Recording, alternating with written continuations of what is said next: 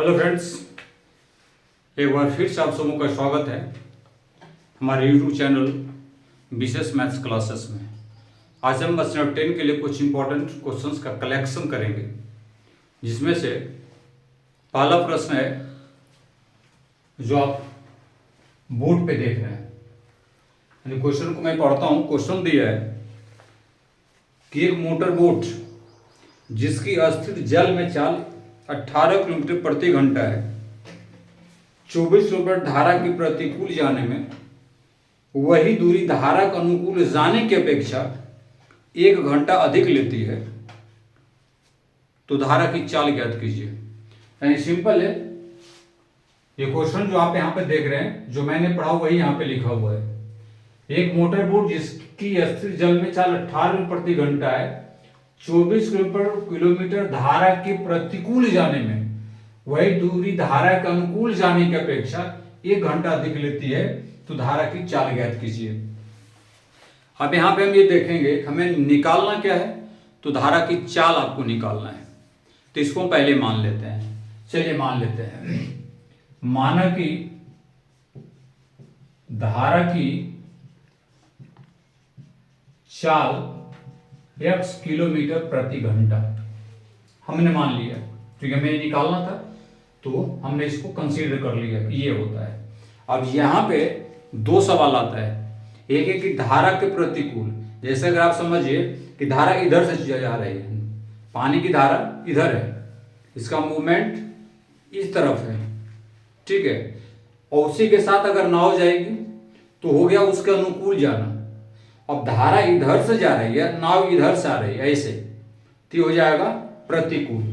तो इस आधार पे दो चीज हमें समझना है कि अगर हम धारा के अनुकूल जाएंगे तो हमारा चाल क्या होगा, प्लस हो जाएगा, और अगर धारा के प्रतिकूल हम जाएंगे तो हमारा चाल माइनस हो जाएगा। और यही यहाँ पे कंसेप्शन है इस प्रश्न के लिए। तो हमने सबसे पहले मान लिया कि माना कि धारा की चाल x किलोमीटर है। अब धारा के अनुकूल नाव की चाल निकाल देंगे। धारा के अनुकूल नाव की चाल, तो धारा के अनुकूल जो नाव की चाल होगी वो क्या होगी, ये समझिए, ये समझने वाली चीज है। तो क्या होना चाहिए बोलिए, अनुकूल में अगर हम जाएंगे तब क्या हो जाएगा, हमें ये दे रखा है शांत जल में अस्थिर जल, शांत मतलब अस्थिर, तो 18 + x किलोमीटर प्रति घंटा। अब धारा के प्रतिकूल नाव की चाल क्या हो जाएगा, 18 - x, ये आ गया। ये दो चीज आपने लिखा, धारा का अनुकूल जाएगा कोई भी चीज तो प्लस हो जाएगा उसका चाल, और धारा के प्रतिकूल अगर जाएगा उल्टा डायरेक्शन में, धारा के उल्टे डायरेक्शन में अगर कोई वस्तु या नाव या कुछ भी चीज जाती है तो उसके चालों का अंतर हो जाता है, यानी उसके चाल को हम लोग घटा देते हैं, ये समझने की चीज है। अब हमें धारा के अनुकूल नाव के जाने में जो समय लगता है वो निकालेंगे, और धारा के प्रतिकूल जाने में लिया गया समय निकालते हैं। तो पहले ऐसे निकालते हैं, धारा के अनुकूल जाने में लिया गया समय, क्या लिखेंगे, धारा के अनुकूल जाने में लिया गया समय क्या हो जाएगा। अब समय निकालने के लिए आपको दूरी बटे चाल क्या करना है, दूरी बटे चाल। दूरी कितना है आप देख पा रहे होंगे प्रश्न में, 24 किलोमीटर, तो दूरी बटे चाल, ये फॉर्मूला आप यहां लिखिए, नहीं भी लिखेंगे चलेगा। तो 24/18 + x, ये हो गया, इतना घंटा होगा, क्या होगा, घंटा, h दीजिए। उसी तरह धारा के प्रतिकूल जाने में लिया गया समय, फिर उसी तरह दूरी बटे चाल, ये हो जाएगा 24/18 - x घंटा आवर। तो इसमें हमने क्या क्या लिखा वो आपने देखा। पहला हमने लिखा धारा की चाल को मान लेते हैं, वैसे जल में जो चाल है मोटर बोट का वो इतना था 18 मीटर प्रति घंटा। तो धारा का अनुकूल हमने प्लस किया, धारा के प्रतिकूल नाव की चाल को माइनस किया, धारा के अनुकूल जाने में लिया गया समय इस फॉर्मूला से दूरी बटे चाल का आधार पे हमने ये लिखा, और धारा के प्रतिकूल जाने में लिया गया समय 24/18 - x घंटा लिखा। ये सारी चीज को मैंने लिख लिया, हमें जो प्रश्न के अनुसार जरूरत था हमने उसको सेट कर लिया। अब इसके मेन थीम पर चलते हैं। ये कहता है कि 24 किलोमीटर धारा के प्रतिकूल जाने में वही दूरी धारा के अनुकूल जाने की अपेक्षा 1 घंटा अधिक लेती है। क्या लेती है? 1 घंटा अधिक लेती है। तो अकॉर्डिंग टू क्वेश्चन यानी प्रश्न से लिखिए क्या दिया, धारा के प्रतिकूल जाने में, तो धारा का प्रतिकूल जाने में कितना समय लिया गया, तो लिया गया 24/18 - x, और ये लिया 1 घंटा अधिक, तो 1 घंटा यहां आ गया। आई बात समझ में? धारा के प्रतिकूल का ये 1 घंटा ज्यादा लेता है, ये इधर आएगा तो प्लस, इधर आ गया तो माइनस। हमने प्रतिकूल लिया गया समय और अनुकूल लिया गया समय को माइनस करके एक, चलिए जैसे सोल्व करते हैं तो लिखेंगे। पहले तो एलसीएम ले लीजिए, 18 - x और 18 + x, इधर आएगा 24, 18 + x, इधर आएगा 24, 18 - x इक्वल टू 1। आप जैसे इसको सोल्व करें, मेनली है इसको कैलकुलेट करेंगे। अब कितना आएगा देखिए, तो 24 × 18 कितना हो जाएगा, 24 × 240 और 24 × 92 से 240 और 192 कितना हो जाएगा, मिला जुला के बताइए कितना होना चाहिए। और नहीं तो अगर शॉर्ट करें कुछ और दिमाग लगा सकते हैं हम लोग, क्या लग जाएगा, चलिए लगा ही देते हैं। तो ऐसा करते हैं 24 × 18 करते हैं प्लस 24 × x माइनस 24 × 18 और माइनस माइनस से प्लस 24x। देखते जाइएगा हमने क्या किया, यहाँ पे ब्रेक किया ब्रैकेट को, 24 × 18 प्लस 24 × x, फिर 24 × 18 और माइनस माइनस से प्लस, और फिर 24 × x 24x, और इधर ले लेते हैं इसको 1 के साथ 18 - x और 18 + x। चलिए अब क्या आता है, ये टर्म और ये टर्म हमारा कैंसिल हो जाएगा, बच गया 24x 24x 48x, ये और ये ऐड हो गया, बचा ये, तो ये हो जाएगा कितना, 18 का स्क्वायर माइनस x का स्क्वायर, आ गया 48x 3 to 4, 18 का स्क्वायर करेंगे 3 to 4 माइनस x स्क्वायर। अब इसको आप इधर कर लीजिए, x square plus 48x minus 3 to 4, हमने इसको अरेंज कर लिया। अभी हमारा क्या आ गया, आप अनुभव कर सकते हैं, ये हमारा आ गया द्विघात समीकरण। अब इसको हम जैसे बनाए बन जाएगा, यहाँ पर गुणनखंड कर दीजिए, उससे भी आप आंसर निकाल लेंगे, या आप द्विघात फॉर्मूला का इस्तेमाल करके भी यहाँ पे आप निकाल सकते हैं। चलिए तो फिलहाल इसको हम द्विघात समीकरण पर ही तोड़ देते हैं। देखिए थोड़ा सा कैमरा में ध्यान दीजिए, यहाँ पे क्या करना है, हम पहले लेंगे कि a इक्वल टू हमारे पास 1 है, एक्स स्क्वायर के साथ जो गुणांक है वो a होता है, x का गुणांक b होता है, तो b हमारा 48 और c के जगह पर है -3 to 4। क्यों? क्योंकि ax² plus bx plus c equal to 0, ये हमारा द्विघात समीकरण का रूप होता है। अब यहाँ पे हमें x निकालना है, तो x निकालने के लिए फॉर्मूला लगाएंगे -b plus minus root under v² minus 4ac/2a।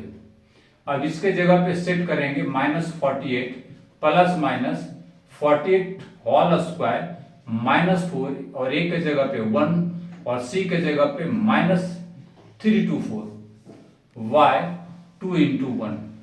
Solve करेंगे, कहां तक जाते हैं देखिए। अब 48 का स्क्वायर कितना होता है ये बताइए, क्या 2304? 48 का स्क्वायर कितना होगा जी बताइए, 48 का स्क्वायर कितना होना चाहिए, 2304 ही होगा शायद, हाँ चलिए लिखते हैं 2304 और प्लस 4 चौक 16, 4 दूनी 8, 1 9, 4 तिया 12।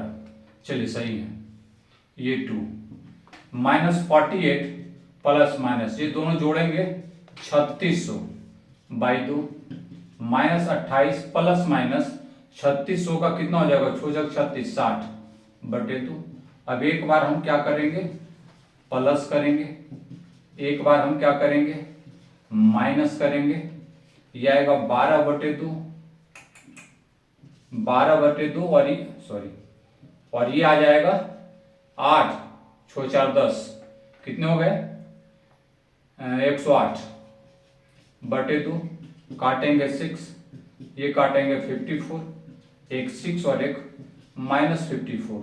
तो ये हमारा क्या होगा, ये जो पार्ट है ये हम नहीं लेंगे। क्यों नहीं लेंगे, ये मान्य नहीं है। मान्य क्यों नहीं होगा, मान्य इसलिए नहीं होगा क्योंकि हमने ऊपर में देखिए धारा की चाल को पॉजिटिव लिया है, तो हम धारा की चाल क्या लिखेंगे, धारा की चाल हम x किलोमीटर प्रति घंटा कंसीडर के पॉजिटिव में, तो 6 किलोमीटर प्रति घंटा लेंगे, माइनस 54 को नहीं लेंगे। तो ये सवाल इस तरह का है, बहुत ही इंपॉर्टेंट है, समझने लायक सवाल है और आप इसको देखिए। इसी कड़ी में हम एक दो सवाल और करेंगे ताकि आपको समझने में आसानी हो, लेकिन थोड़ा डिफरेंट चैप्टर से लेते हैं क्योंकि बोर्ड एग्जाम निकट है, आप लोगों को फायदा इसका मिलना चाहिए। चलिए देखते हैं अगले प्रश्न की तरफ। चलिए इस तरह के क्वेश्चन को सॉल्व करते हैं। हमने लिखा है हल करें x upon x plus 1 whole square plus 6 minus 5 into x by x plus 1 equal to 0 but x not equal to minus 1 and x का निगेटिव वैल्यू 1 के रूप में स्वीकार्य नहीं है इस सवाल में। तो सबसे पहले इस इक्वेशन को हम लिखते हैं और लिखने के बाद हमें कुछ देखेंगे कि अगर इसको हम तोड़ने का प्रयास करते हैं थोड़ा कॉम्प्लिकेटेड हो जाता है। तो इस कड़ी में सबसे पहले हम इसको मान लेते हैं। क्या मान लें, चलिए लिखते हैं, माना कि x upon 1 x plus 1 equal to y, और जब y इसको 1 ले लीजिए, जब ये y कंसीडर कर लेते हैं तब इक्वेशन क्या होगा, तब इक्वेशन होगा y square plus 6 minus 5 equal to 0। अब इसको अरेंज करेंगे, y square minus 5y plus 6 equal to 0। ये भी द्विघात समीकरण का रूप है। हम चाहे गुणनखंड विधि से भी इसको हम निकाल कर y कर सकते हैं या द्विघात पर भी ले जाकर y का वैल्यू निकाल लेंगे और बाद में जो कंसीडर है उसमें मान उसका प्लेस करते चले जाएंगे।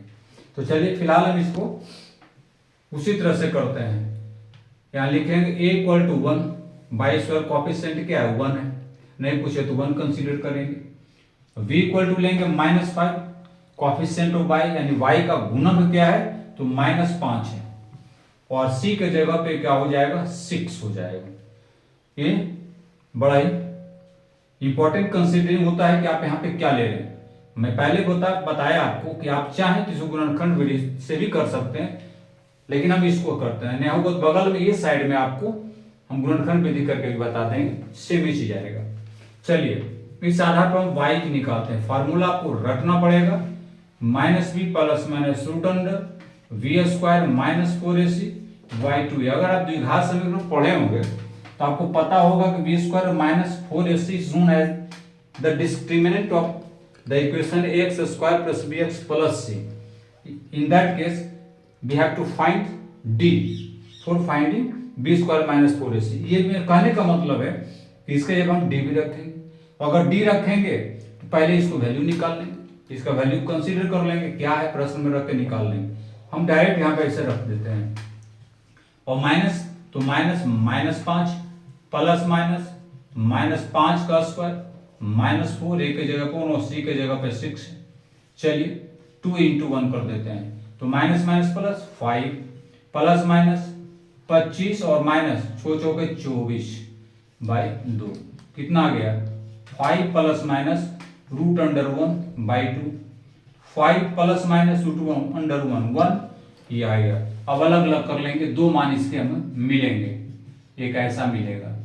देखिए आ गया 6/2 और ये आ गया 4/2। 2 3 जा 6, 2 2 जा 4, यानी 3 और 2, ये दो वैल्यू हमें मिले y के। तो ये हम ऐसे भी इसको बनाएंगे, और अगर आपको गुणनखंड आसान लगता होगा तो आप गुणनखंड से भी निकाल सकते हैं। लिखिए मैं यहां लिख देता हूं गुणनखंड विधि से। तो क्या होगा, ऐसे केस में हम क्या करेंगे, y² minus 5y plus 6 equal to 0। हमारे पास ये द्विघात समीकरण दे रखा है। अब इसको हम तोड़ेंगे, मिडिल फैक्टर को तोड़ेंगे। कैसे टूटेगा, इसके लिए क्या रूप है कि इसका गुणक और ये दोनों मल्टीप्लाई होता है, और मल्टीप्लाई होने के बाद इसको हम दो टर्म ऐसा तोड़ते हैं कि जोड़े तो एक बीच वाला है या माइनस करें तो एक बीच वाला है, ये ध्यान देना है। तो चलिए, मुझे तो याद है कितना आएगा, ये 1 है तो 1 2 6 6 3 2 3 2 5 हो जाएगा। चलिए तो एक बार लिखते हैं 3y माइनस 2y और प्लस 6 इक्वल टू 0। यहां देखिए y minus 3 minus 2 y minus 3 common लिए, यहाँ पे कॉमन लेने के बाद हम इसको ऐसे अरेंज करेंगे और इसके बाद इसके शून्य के बराबर करेंगे। तो y equal to 2, y minus 3 equal to 0, y equal to, तो यहां भी 2 3 आ गया और यहां भी आ गया। कहने का मतलब in that case both are equal. आप ऐसे बना दें चाहे ऐसे बना दें, बिल्कुल सही है, कहीं कोई किंतु परंतु नहीं है। बट हमें जो लगा हमने आपको बताया, अब आप जो यहां अप्लाई कर लेंगे चलेगा। उसके बाद आते हैं हम यहाँ पे, इसको 2 मान लीजिए। अब यहाँ y के रूप में इसको कंसीडर किए, इसके जगह पर उसको रखने का कोशिश करेंगे, देखते हैं क्या मिलता है। नाउ नीचे लिखते हैं x plus 1 equal to y, तो x by x plus 1 equal to y equal to 3 रख देते हैं पहले। ये आ जाएगा x 3 into x plus 1, x equal to 3x plus 3, so 3x minus x equal to -3, यानी x 2x इक्वल टू -3 और x equal to -3/2। एक ये आया। फिर दूसरा वैल्यू रखेंगे x by x plus 1 equal to y है, तो इस केस में x by x plus 1 equal to 2, x तिरछा गुना होगा x plus 1, x 2x plus 2, 2x minus x equal to -2, x equal to -2। हमारे पास दो वैल्यू x के मिल गए, एक ये मिले और एक ये मिले, तो आंसर हमारा क्या हो जाएगा फाइनली, x इक्वल टू -3/2 और x इक्वल टू ये हमारा दो वैल्यू मिलता है। और इस केस में हम ये देखते हैं हमारा आंसर बिल्कुल सही है, ये नहीं आना चाहिए था, बाकी ठीक है। तो इक्वेशन बहुत प्यारा है, बहुत अच्छा है, लॉन्ग है। हम जो भी आज आपको करवा रहे हैं टोटली लॉन्ग क्वेश्चन आंसर है। अब बहुत ही अच्छा संभावना है कि इस तरह के प्रश्न, ये तो नहीं लेकिन इससे मिलते जुलते प्रश्न आपके बोर्ड में पूछे जाएंगे। सतर्क और सावधान रहना है। चलिए तो फिर इस तरह के और एक क्वेश्चन को देखते हैं। चलिए अब जो क्वेश्चन हम करने जा रहे हैं वो क्षेत्रमिति से रिलेटेड, और ऐसे क्वेश्चन आते हैं तो कमाल का क्वेश्चन है, बहुत ही बेहतर प्रश्न है। आप इसको समझिए, हमने एक लट्टू बनाया है, हल्का टेढ़ा दिख रहा है बट चलेगा। नीचे का भाग शंकु के आकार का है, कोन जिसको कहते हैं अंग्रेजी में। ऊपर में एक अर्धगोला हाफ यानी हेमिस्फीयर वो अध्यारोपित है, ठीक है। तो हमें लट्टू का जो पृष्ठीय क्षेत्रफल ज्ञात करना है। क्या करना है, लट्टू का पृष्ठीय क्षेत्रफल निकालना है। हमें दिया हुआ क्या क्या है, सबसे पहले तो प्रश्न को देखते हैं। प्रश्न में दिया है, और ये प्रश्न आपकी किताब का ही है। दिया हुआ है कि एक शंक्वाकार लट्टू के ऊपर एक अर्धगोला अध्यारोपित है। लट्टू की पूरी ऊंचाई यानी यहां से टॉप से लेकर बॉटम तक ये पूरे पार्ट की बात अगर मैं करूं तो ये हमारा है 5 सेमी, ठीक है। अब ये कंसीडर करेंगे, और इसका व्यास, व्यास का मतलब ये पूरे पार्ट, समझ में आई बात। ये पूरा डार्क मैं कर देता हूं, ये पूरे व्यास इसका है, तो त्रिज्या कितना हो जाएगा, यानी अगर देखा जाए, चलिए सबसे पहले मैं लिखता हूं यहां पर कि लट्टू की ऊंचाई, तो लट्टू की ऊंचाई है 5 सेमी, मैंने दिखा दिया। उसके बाद लट्टू का व्यास दे रखा है, लट्टू का व्यास क्या भाई 3.5 सेमी। तो त्रिज्या क्या हो जाएगा, लट्टू का त्रिज्या क्या हो जाएगा, व्यास बटे 2, ये तो आप जानते हैं 3.5 बटे 2 यानी 35 बटे 10, यानी 7 और 2 कितना आ गया 7 बटे 2 सेंटीमीटर। ये पार्ट, ये भी होंगे 7/2 और ये भी 7/2, तो ये जब है तो ये भी तो त्रिज्या ही है, ये हो गया 7/2। ठीक है, तो इस आधार पर ओहो सॉरी ये 20 होगा ना गुरु, यहाँ 4 होगा, 7/4 2 था हम लोगों ने ले लिया, तो इस तरह से 7/4 ये आ गया। हमें ये पार्ट भी निकालने की आवश्यकता पड़ेगी, ये वाला पार्ट। तो इस पार्ट को कैसे निकालेंगे देखिए, अब लिखेंगे शंक्वाकार भाग की ऊंचाई, शंक्वाकार यानी जो शंकु के आधार रूप का ये पार्ट, ये शंकु के आकार का है, तो ये क्या हो जाएगा, पूरे 5 है, 5 में 7/4 को आप घटा दीजिए, कितने आ जाएंगे 20 - 7/4, ये आ गए टोटल 13/4 सेंटीमीटर। ये पार्ट सिर्फ ये 13/4 सेंटीमीटर शंकुआकार भाग का। अब शंकुआकार भाग का ये भी हमें मिल गया त्रिज्या के रूप में और ये भी मिल गया, तो तिरछी ऊंचाई की भी आवश्यकता पड़ेगी, क्योंकि हमें निकालना है लट्टू का पृष्ठीय क्षेत्रफल निकालना है। तो इसके लिए हम क्या करेंगे, अब यहां लिखेंगे कि शंकुआकार भाग की तिरछी ऊंचाई, तिरछी ऊंचाई मतलब है स्लैंट हाइट होता है, ये वाला कहो चाहे ये कहो, तो इसको निकालने के लिए क्या करेंगे, पाइथागोरस का प्रमेय इस्तेमाल होगा, ये लंब हो जाएगा और वो हमारा क्या हो जाएगा। तो इस आधार पर अगर मैं देखूं तो हाँ, ये हमें इसको मैंने निकाला 13/4, तो क्या हो जाएगा 13/4 का स्क्वायर और माइनस होगा 7/4 इसका स्क्वायर और ये आएगा रूट अंडर में, ये फॉर्मूला बन गया।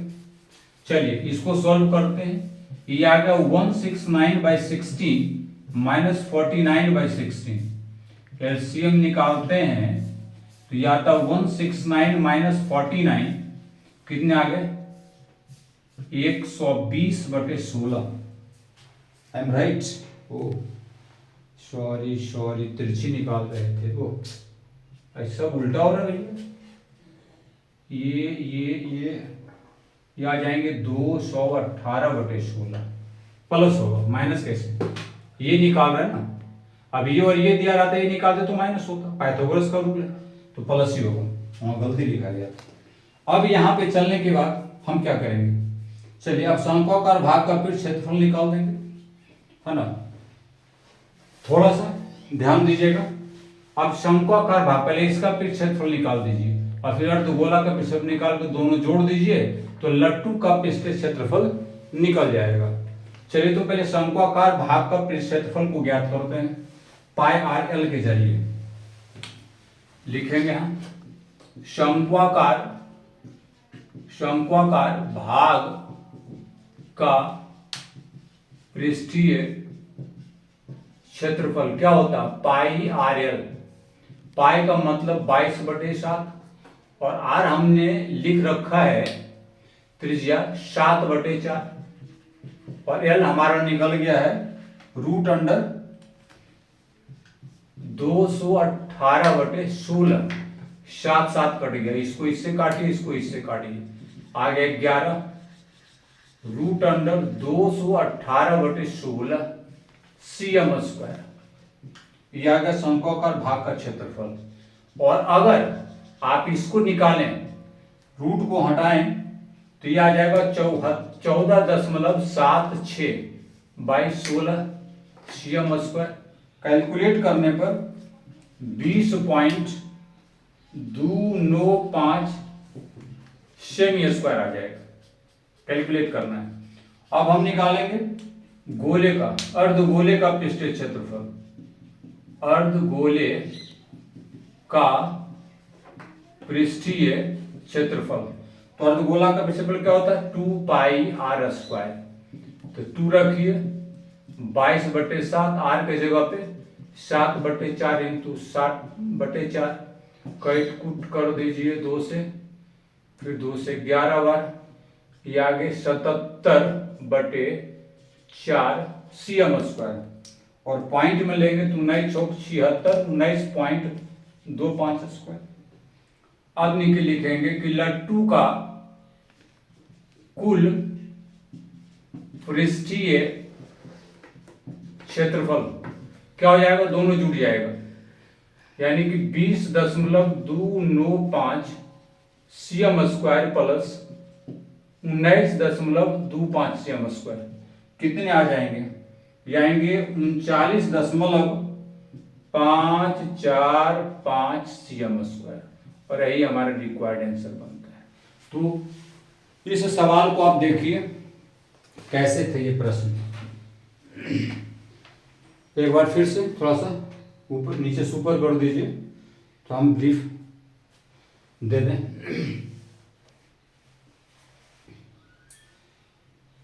तो इस सवाल में हमने क्या देखा कि हमें एक लट्टू का पृष्ठीय क्षेत्रफल निकालना था। हमें लट्टू की पूरी ऊंचाई थी और इसका व्यास दिया हुआ था। तो व्यास के जरिए हमने क्या निकाल लिया? त्रिज्या। उसके बाद त्रिज्या निकाल ली और फिर शंक्वाकार भाग जो है ये तो अध्यारोपित था, सरमाउंटेड था, तो इसको हम हटा दिया था। कल पहले इसको निकाल लिया और इसको निकालने के लिए पूरी ऊंचाई जो 5 था उसमें 7/4 को हमने माइनस किया, तो ये हमारे पास निकला 13/4। यहां से यहां तक ये पार्ट निकल गया 13/4। अब इसका पृष्ठीय क्षेत्रफल निकाल लेंगे, शंक्वाकार भाग का पृष्ठीय क्षेत्रफल निकालेंगे और उसके बाद ऊपर जो अध्यारोपित है कौन?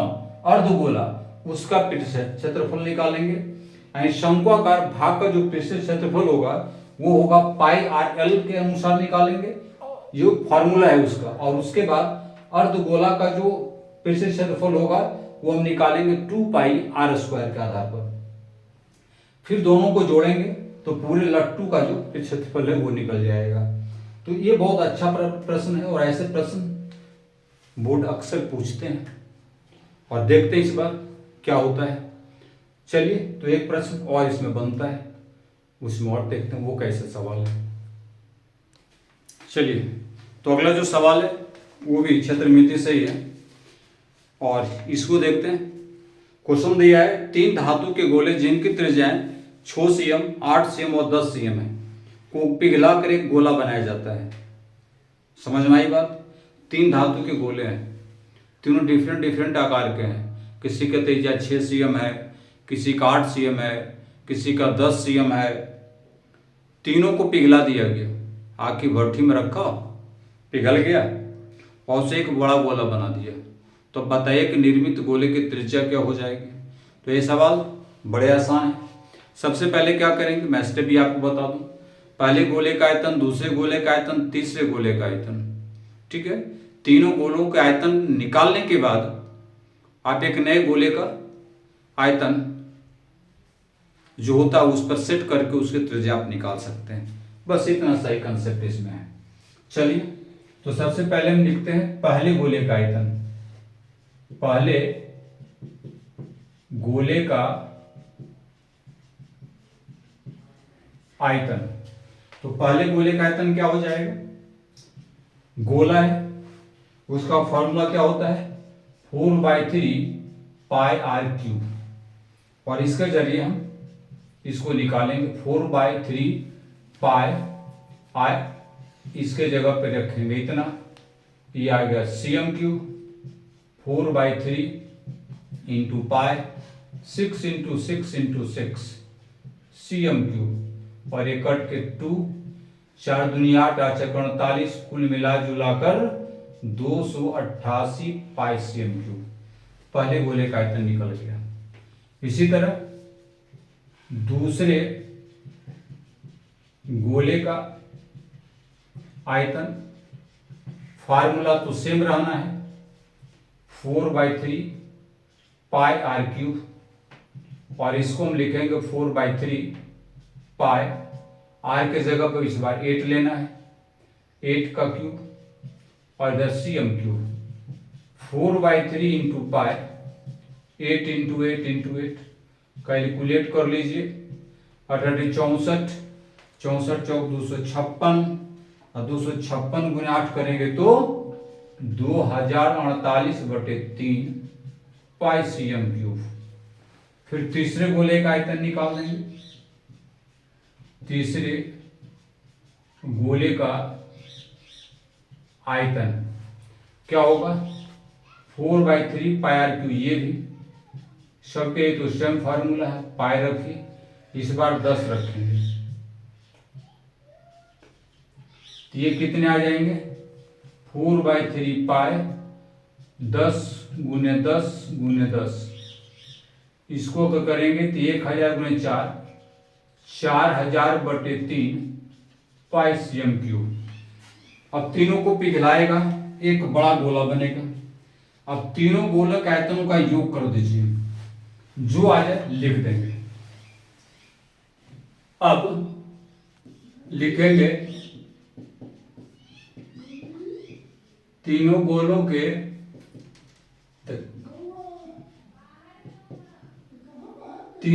के आयतनों का योग क्या हो जाएगा, 288 पाई प्लस 2048/3 पाई प्लस 4000/3 पाई, और इस तरह हम इसको सॉल्व करेंगे, एलसीएम लेंगे तो 3 तो आएगा ही, 8 या 24, 84 या 2 86, 864 पाई, 20/48 पाई प्लस 4000 पाई, ये क्या आ गया, उसको देख जोड़ लीजिए, जोड़ने के बाद आप अनुभव करेंगे ये कितने आ जाएंगे,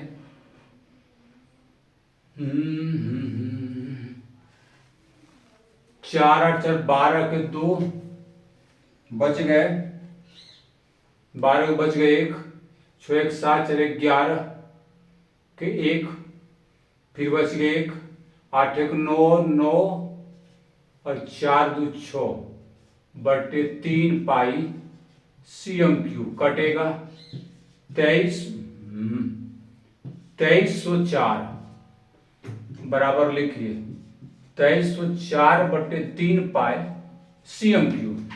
ये तीनों को जोड़ने के बाद अब फिर लिखिए, माना निर्मित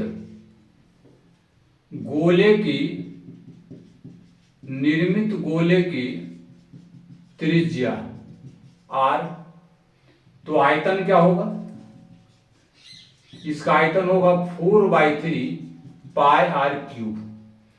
आयतन इसको इसे यहां ले आएंगे, 2304/3 pi 4/3 pi r cube, pi pi cancel, 3 3 cancel, और हमें 2304, 4 से ये भी कट जाएगा, 4 पंचे 20, इतना 576 = आर क्यूब।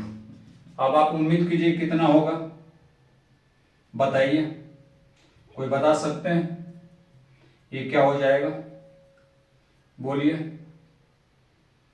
कहीं गलती तो नहीं, 3 3 भी कट गया, 4 पंचे 20, 7 7 28, 4 6 576 आर क्यूब। अब आप बता सकते हैं कुछ घटा बढ़ा है तो बोलिए, 2704, ओहो 2304, कहीं गलती है क्या, कुछ छूटा भी है, चेक कर लीजिए कहाँ मिस्टेक है भाई। 288 पाई 20/48 प्लस 4008 या 24 के 4, बच गया 2 8 या 84, 2 466, 2304, कुछ छूटा तो नहीं है मेरे हिसाब से, पाई पाई कट गया, तीन तीन कट गया, अब 2304, ठीक है ठीक है ठीक। और यहाँ पे 3 कर देते हैं मल्टीप्लाई, ये 3 कटेगा नहीं। चलिए ये आ जाएगा 1728 इक्वल टू आर क्यूब, और इसलिए इसका क्यूब कर दीजिए, 1728 का क्यूब रूट आर, और इसलिए आ जाएगा 87। यही त्रिज्या है, निर्मित गोले की त्रिज्या है 17 सेंटीमीटर। कितना है? 17 सेंटीमीटर। तो ऐसे सवाल को थोड़ा सा बेहतर ढंग से बनाइए, सुंदर ढंग से बनाइए। जरा देखते हैं कैमरा में कहाँ तक आता है।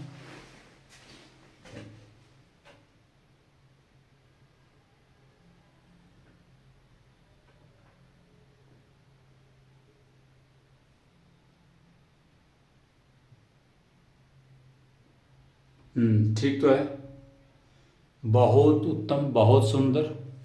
चलिए अब एक और सवाल देखेंगे इसमें से।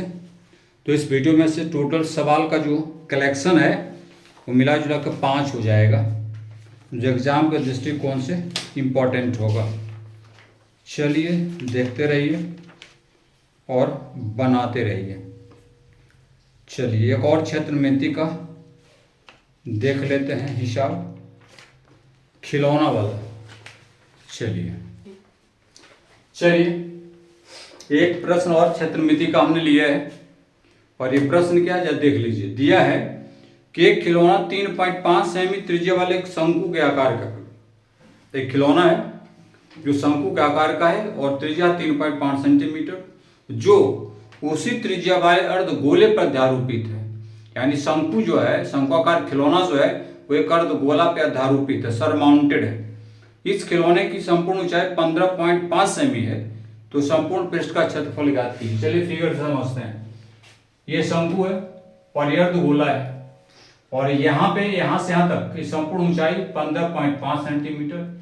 ये इसकी त्रिज्या है 3.5, और ये भी इसकी त्रिज्या जो अर्धगोले की त्रिज्या है, और ये शंकु की त्रिज्या है। तो ये दोनों 3.5। तो इस आधार पर हम इस पार्ट को निकाल लेंगे, है ना। तो क्या करेंगे देखते हैं। पहले ने तो निकाल के रख दिया कि टोटल ऊंचाई में, खिलौने की टोटल ऊंचाई में अर्धगोले की ऊंचाई को माइनस करेंगे तो शंकुआकार भाग की ऊंचाई निकल जाएगी। तो इस आधार पर हम ये निकालेंगे, लिख दें। चलिए लिख देते हैं, लिखेंगे शंकुआकार भाग की ऊंचाई। ये कैसे निकलेगा? कुल ऊंचाई यानी 15.5 सेंटीमीटर में ये पार्ट को माइनस मैंने किया है। चलिए तो ये 12 सेंटीमीटर, और यही 12 मैंने ये दिखाया है। अब क्या करेंगे? संपूर्ण पृष्ठ का क्षेत्रफल निकालना है। याद रखिए शंकुआकार भाग का संपूर्ण पृष्ठ का क्षेत्रफल और वर्धगोला का संपूर्ण पृष्ठ का क्षेत्रफल निकाल कर आप इसको जोड़ दीजिए तो पूरे खिलौने का निकल जाएगा। तो चलिए सबसे पहले लिखते हैं, एक ही साथ कर देते हैं। संपूर्ण पृष्ठ का क्षेत्रफल, संपूर्ण पृष्ठ का क्षेत्रफल क्या हो जाएगा? लिखेंगे शंकुआकार भाग का क्षेत्रफल प्लस अर्धगोला, अर्धगोला कार भाग का क्षेत्रफल। इसका फॉर्मूला पाई आर एल होता है। क्या होता है? और ये होता है 2 पाई आर स्क्वायर। चलिए अब यहां पे देखिएगा एक मामला पेच फंसेगा कि हमने पाई आर एल यानी एल तो हमने निकाला नहीं, ये पार्ट चाहिए, यही पार्ट, तो इसको निकालेंगे। अपन पहले क्या करते हैं, या यहीं पे दिखा देते हैं डायरेक्ट। चलिए तो ऐसा करते हैं, हम सबसे पहले कुछ कॉमन ले लेते हैं। कॉमन हमारे पास पाई आर आता है, बच गया हमारा पाई ओहो एल और प्लस प्लस 2r में भी हाँ यही बचता है। तो बैठा देते हैं। पाई का मान 22/7, आर हो जाता है 3.5। एल हमारा क्या हो जाएगा ये बताइए, क्या होना चाहिए? एल एल एल एल तो हमने निकाला नहीं है, तो ऐसे में तो गड़बड़ हो जाएगा, निकालना पड़ेगा। क्या करें, यही निकालते हैं। एल निकालने के लिए क्या करेंगे, लीजिए रूट अंडर 12 का स्क्वायर प्लस 3.5 का स्क्वायर और प्लस 2r, r के जगह पे 2.5 मेरी राइट 100, ये आ गया 35, कितने आ जाएंगे भाई, पाई आर एल। संपूर्ण ऊंचाई दे रखा था तो संपूर्ण पृष्ठ का क्षेत्रफल हमें निकालना था। ठीक है, जरा चेक कर लेते हैं बुक में क्या है। चलिए, तो अब इसको हम सॉल्व कर लेते हैं। हमारे जो पॉइंट को पहले मैं हटा देने का प्रयास करता हूँ, इसको भी जरा हटा देता हूँ बाई 10 करके। तो 22/7 इंटू 7 पंचे 35 और 5 में 10, 7/2। इसको मैं लिखता हूँ 144 प्लस, यह आ जाएगा वही बात 7/2 का स्क्वायर कर देता हूँ। ठीक है, और प्लस ये आ जाता है, इसको भी काटेंगे तो 10 यानी 7 और ये 2 कट के सिर्फ 7 आएगा।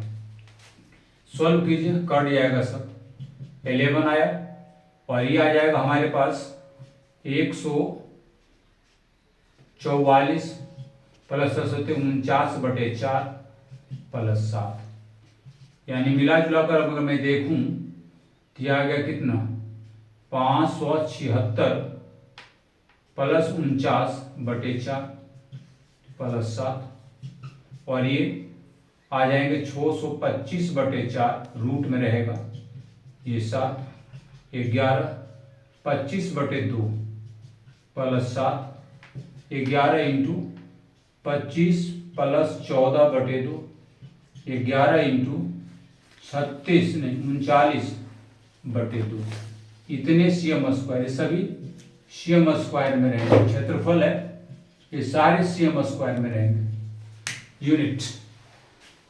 अब आप इसको सॉल्व कर लीजिए, जो आंसर बनता है बना दीजिए। ये आ जाएगा 429, अगर गुना करेंगे इतना, कितना आ गया 429 यानी 214.5, और है इसका रिक्वायर्ड आंसर है। चलिए एक बार ब्रीफ मैं आपको समझा दूं क्या है ये सवाल।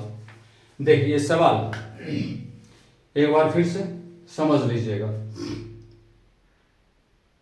चलिए, तो सवाल यही था कि खिलौना है, नीचे अर्धगोला है और अर्धगोला पर ही शंकु अध्यारोपित है, इसी आकार का खिलौना है। टोटल ऊंचाई दिया हुआ था, त्रिज्या भी दिया हुआ था और इसका भी त्रिज्या सेम था। तो हमने क्या किया कि टोटल ऊंचाई में अर्धगोले की त्रिज्या को माइनस किया तो शंकुआकार भाग की ऊंचाई निकल गया। और हमें ये निकालना था, हमने ये जो फॉर्मूला दिया एल हम अलग से निकाल कर पुट कर देते तो इतना आपको देखने को नहीं मिलता। मैंने सोचा चलो मैं साथ ही कर देता हूँ। तो आप एल अलग से निकालेंगे तो आपको 25/2 आ जाएगा और फिर आप बैठा देंगे तो आंसर फाइनली आपको मिल जाएंगे। बहुत ही उम्दा कोटि का सवाल है और ये सवाल पता नहीं कई बार एग्जाम में अब तक आ चुका है। तो कुछ सवाल ऐसे क्षेत्रमिति से हैं जो सिर्फ डिजिट को आपको चेंज कर देगा, अंक को चेंज करेगा, बट सारा चीज वही रहेगा। और ऐसे में आपको थोड़ा सा प्रैक्टिस की आवश्यकता पड़ेगी, तो आप इसको कर सकते हैं। तो देखिएगा कैसे सवाल आते हैं। तो उम्मीद है इस तरह के सवाल की पॉसिबिलिटी बनती है। तो देखते रहिए विशेष मैथ्स क्लासेस और साथ मैथ्स बिहार, ये दोनों आपका अपना चैनल है। दोनों को खूब सपोर्ट कीजिए, आगे बढ़िए। और अभी तो एग्ज़ाम है, उसके दृष्टिकोण से हम वीडियो अपलोड कर दिया करेंगे। कुछ जो इम्पोर्टेंट सवाल होंगे लॉन्ग में शॉर्ट में, आप उसका प्रैक्टिस कर सकते हैं। और नए सिरे से चैप्टर वाइज जो 10 का मैथ्स है उसका सॉल्यूशन आना शुरू हो गया है, 9 का आना शुरू हो गया है, 11, 12 भी आना शुरू हो गया है। तो जितना ज़्यादा हो सके आप लोग अपना सपोर्ट देते रहिए ताकि हम भी आगे बढ़ें और साथ में आपको भी लेकर चलें तो अच्छा लगे। हाँ, एक बात और, अगर आपको हमारे ये वीडियो और हमारे ये एफर्ट अच्छा लगता है तो थोड़ा सा लाइक, शेयर और सब्सक्राइब तो ज़रूर कर लीजिए, क्योंकि नित्य प्रतिदिन आपको अच्छे अच्छे क्वालिटी के वीडियो मिलेंगे। और आप हमसे क्या चाहते हैं, अपना प्यारा सा कमेंट जरूर करें ताकि हम मोटिवेट हो सकें और आपके लिए और सुंदर, बेहद और खूबसूरत वीडियो आपके लिए ला सकें एजुकेशन से रिलेटेड। हमें और भी कुछ करना है इस एजुकेशन के क्षेत्र में, तो अगर आप सपोर्ट करेंगे तो हम लोग बहुत जल्द डिजिटलाइजेशन के क्षेत्र में भी जाएंगे और आपको और इम्प्रूव्ड वीडियो मिलता रहेगा। चलिए मिलते हैं फिर से एक बार, तब तक के लिए धन्यवाद।